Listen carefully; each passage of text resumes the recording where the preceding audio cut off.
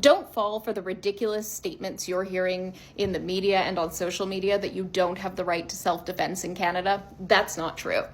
Self-defense is a protected right in Canada. You have the right to defend your property, as in your residence, your home, where you live. You have the right to defend your belongings, your personal belongings, and you have the right to defend yourself or others from a threat.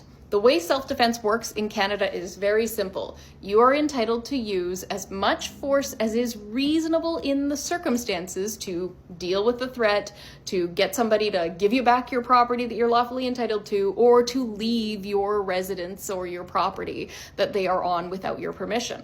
What is reasonable force is going to vary based on the circumstances. Yes, we don't have the classic American-style stand-your-ground laws where you can just pop off a shot at somebody who is on your property without any warning.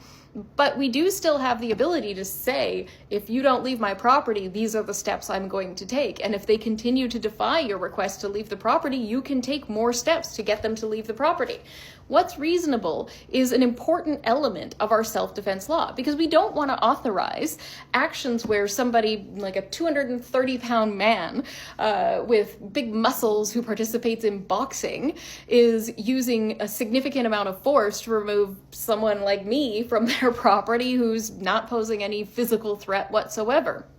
You would want them to use reasonable force. We don't want people in exercising their self-defense rights to go further than is necessary and cause harm to another individual. So yes, if you are exercising your right to self-defense, there is a possibility, if you go too far, that you could face charges.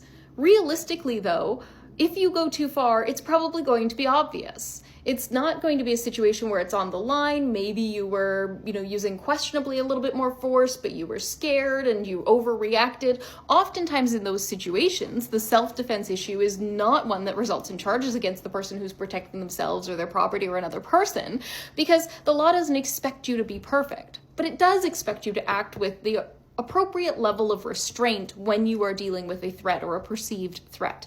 And so we do have the right to self-defense in Canada. You can argue self-defense. Just because some conservative pundits and social media people are telling you you don't, that is not the law, and you don't need to be fearful in your home that you can't use what force is necessary to protect yourself and your family.